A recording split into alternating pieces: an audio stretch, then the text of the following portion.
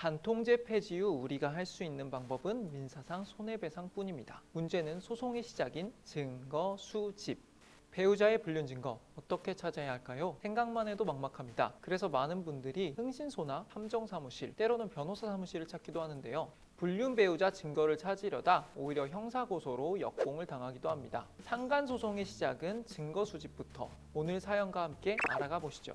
네, 오늘 사연의 제목은 불륜 생중계입니다. 우리 남편이 달라졌어요. 결혼 5년차 권태기를 겪었던 우리 부부에게 다시 봄날이 왔습니다. 만사가 귀찮고 무기력하던 남편이 달라졌기 때문인데요. 저희는 함께 헬스를 하면서 몸짱 프로젝트를 시작했고 남편은 왕년의 전성기로 돌아간 듯 달라 보였습니다. 집안일도 곧잘 도와주고 그렇게 싫다 했던 음식물 쓰레기도 아주 흔쾌히 버려준 남편을 보면서 결혼하길 정말 잘했구나 싶었습니다. 하지만 불행하게도 이 모든 것은 바로 불륜 시그널이었던 겁니다. 라고 하셨는데요. 처음부터 참 조마조마했어요. 남편이 갑자기 변했다고 하니까 이렇게 갑자기 잘해주는 건 다 이유가 있는 거거든요. 달라진 사람들이 다 바람을 피는 건 아니겠지만 바람을 피는 사람이 달라지는 건 조금 다른 것 같습니다. 변호사님, 불륜의 시그널 이런 게 있을까요? 저 많은 불륜 사건들을 하다 보면 네. 아무래도 불륜을 저지르는 주책 배우자가 하는 네. 공통적인 행동들이 있습니다. 첫 번째로는 이제 괜히 배우자한테 짜증이나 신경질이 늘어나는 거예요. 왜냐하면 비교 대상이 생기거든요. 네. 이 사람은 안 그러는데 넌 왜 그러냐? 그 말은 안 하지만 괜히 짜증을 내는 거죠. 이건 굉장히 알기가 쉬워요. 두 번째로는 이 경우처럼 친절을 베푸는 겁니다. 갑자기 심부름을 하기도 하고 쓰레기를 버려야 되기도 하고 그런데 이런 게 다 카톡도 해야 되고 전화도 해야 되니까 와이프나 이제 남편으로부터 거리를 둬야 될 시간이 필요해서 그런 것들이고요. 그리고 이제 출장이 잦아져요. 근데 출장을 잦아질 수는 있는데 굉장히 즐거운 마음으로 출장을 갑니다. 가장 공통적인 거는 핸드폰을 몸에서 떼어놓지를 못해요. 왜냐하면 이 핸드폰에 모든 불륜의 증거들이 있기 때문에 이게 자기 몸에서 떨어지면 굉장히 불안하거든요. 화장실 갈 때도 핸드폰, 자기 전에도 핸드폰, 항상 핸드폰을 근처에 지니고 다닙니다. 아니 이런 말을 들으면 그냥 전 얘기만 들어도 벌써 기분이 나빠요.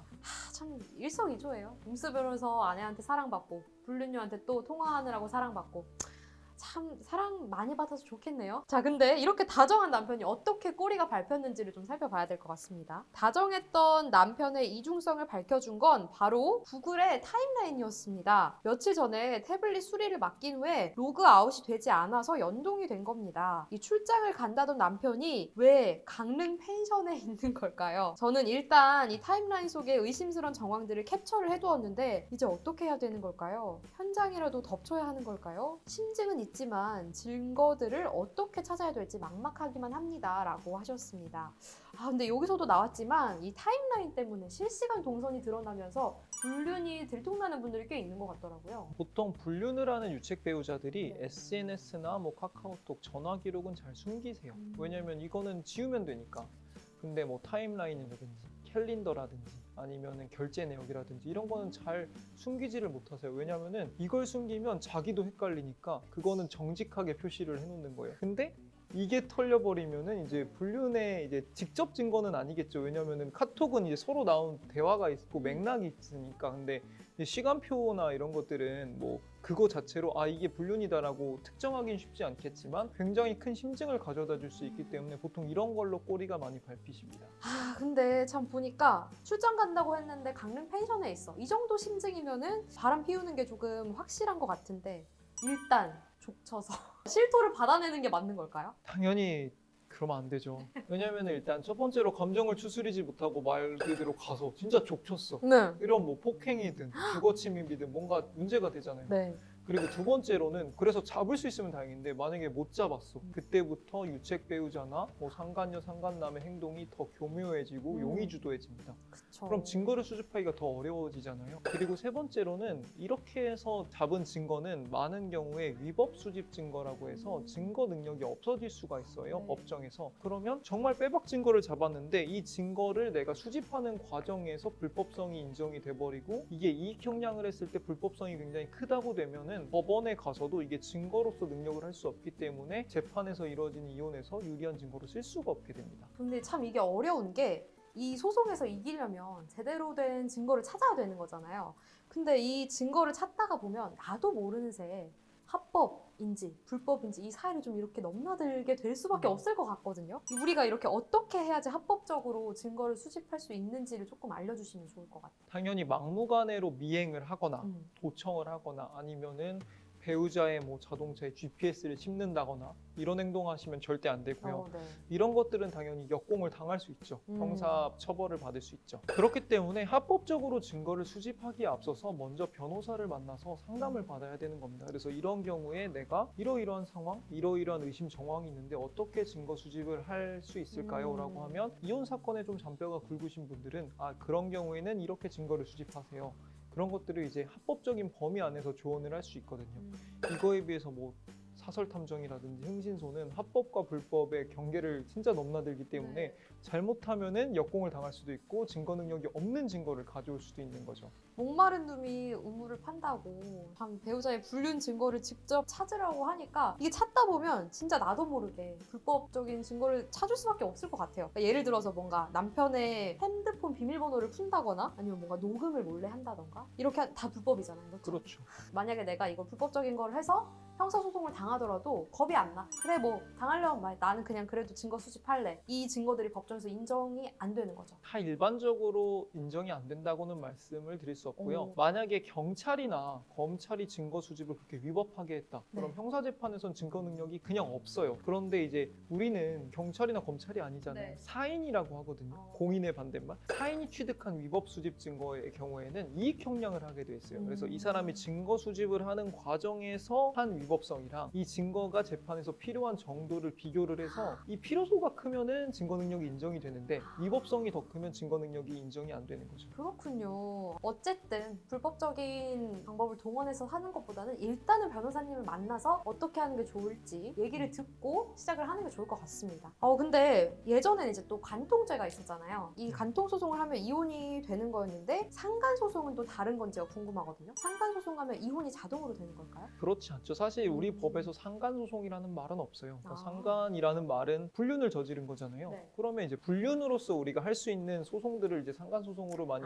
통칭을 하는데 불륜으로 인해서 이제 이혼 소송을 하는 것도 있을 수 있고요. 네. 불륜으로 인해서 위자료 청구 소송이나 아니면 상간녀 상간남에게 할 수 있는 위자료 청구 소송이 있겠죠. 별개의 문제인 거네요. 그렇죠. 그래서 이혼을 하지 않더라도 이제 상간을 했기 때문에 불륜을 저질렀기 때문에 내가 입은 손해에 대해서는 만약에 이혼을 안 하면 배우자한테는 청구하는 건 의미가 없겠지만 상간녀나 상간남에게는 청구를 할 수 있는 거죠. 그러니까 상간소송만 하고 이혼을 안 할 수도 있는 거고 별개의 문제인 거네요. 자, 계속해서 사연을 좀 살펴보도록 하겠습니다. 탐정의 도움까지 받아서 결정적인 증거를 찾았고 상간녀를 만났습니다. 처음에는 남편이 미혼인 줄 알았다면서 자신도 피해자라고 뻔뻔하게 우겼습니다. 저는 상간소송을 진행했고 2천만 원의 합의를 보고 소송을 취소했습니다. 아니 근데 남편이 미혼인 줄 알았다고 주장을 했네요. 근데 사실 남자가 맘먹고 속이면 그럴 수도 있을 것 같기도 해요. 근데 우리 법이 몰랐다고 해서 다 봐주진 않거든요. 아 그래요? 고의 또는 과실이라는 말을 하는데 네. 과실은 뭐냐? 그러니까 좀만 내가 주의를 기울였으면 알 수 있었는데 몰랐다는 건 그 과실도 잘못을 했다고 인정을 하는 거죠. 이 사람이 유부남인 걸 몰랐다는 거에 나는 정말 과실이 없었고 남편이 정말 완벽하게 상간녀를 속인 경우에는 상간녀에게 위자료 청구가 인정이 안 될 수도 있겠지만 많은 경우에는 이제 남편이 유부남이라는 사실을 충분히 알 수 있었기 때문에 이런 경우에는 과실로서 위자료 청구가 인정될 가능성이 높습니다.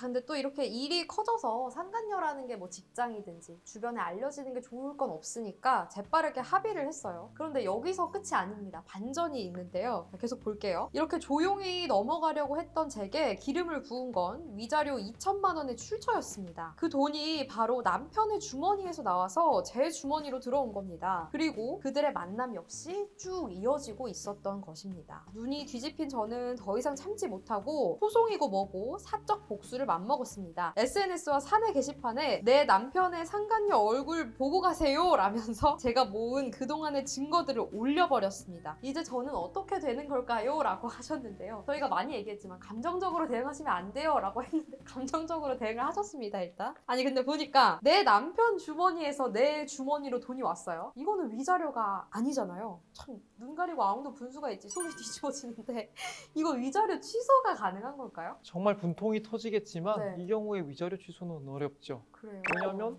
남편이 자기 의사로 자기 돈을 상간녀한테 준 거잖아요. 그러면은 상간녀 돈이죠. 상간녀가 이 돈을 다시 나한테 주면 자기는 자기가 상간을 저지르고 있는 남자한테 받은 돈을 나한테 이제 위자료 명목으로 준 거니까 사실은 그 돈을 주는 거에 큰 문제는 없기 때문에 위자료가 취소는 안 되지만 네. 이 경우에는 그 이후에도 만남을 계속 하고 있었기 때문에 네. 추가적인 위자료 청구가 가능하겠죠. 그래요.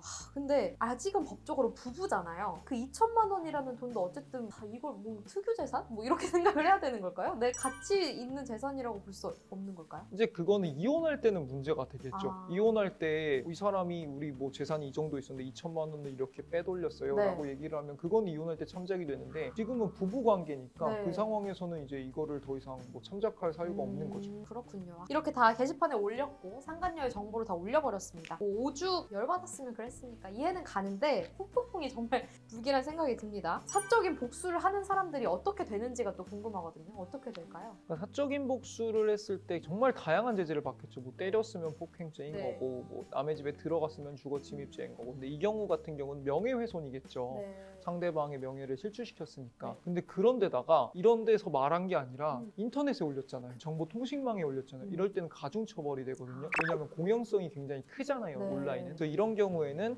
3년 이하의 징역이나 3천만 원 이하의 벌금형에 오. 처해질 수 있거든요. 굉장히 세게 처벌을 네. 받을 수 있습니다. 근데 사실 제가 조금 궁금한 거는 명예훼손이라는 게 인정받기가 어렵다고 저는 좀 알고 있었거든요. 그렇지 않나요? 이런 부분에서는 명예훼손이 좀 확실하게 인정이 되는 부분이 있나요? 명예훼손이 인정이 되려면 사실을 적시하거나 허위 사실을 적시해야 돼요. 그러니까 아. 둘 다 사실이에요. 사실의 반대말은 뭐냐면 거짓이 주장, 거짓이 아니에요. 주장이에요. 말씀하신 사실의 네. 반대말은 허위 사실인 거고 네. 그러니까 허위 사실과 사실도 기본적으로 사실의 카테고리에 있는 거고 이거의 반대말은 뭐 의견 내지는 아. 주장 그래서 뭐 우리가 쉽게 말하는 저 사람 죽이려니야 이거는 의견이잖아요. 그렇죠. 팩트로 죽이려는 게 아니잖아요. 네. 근데 저 사람이 내 남편이랑 바람을 폈어 라는 건 사실이잖아요. 네. 이런 경우에 명예훼손이 성립이 되는데 그러지 않고 전혀는 죽이려니야 아. 이거는 단순한 뭐 모욕이라든지 네. 언어 폭행으로밖에 치부가 안 되는 거죠. 사실도 있고 허위 사실도 있습니다. 근데 잘못된 정보, 그냥 정말 거짓이었어. 아닌 정보였어. 이거는 근데 만약에 올려서 이미 소문이 그렇게 나버려서 개인적인 뭔가 피해, 정신적 피해를 받았어.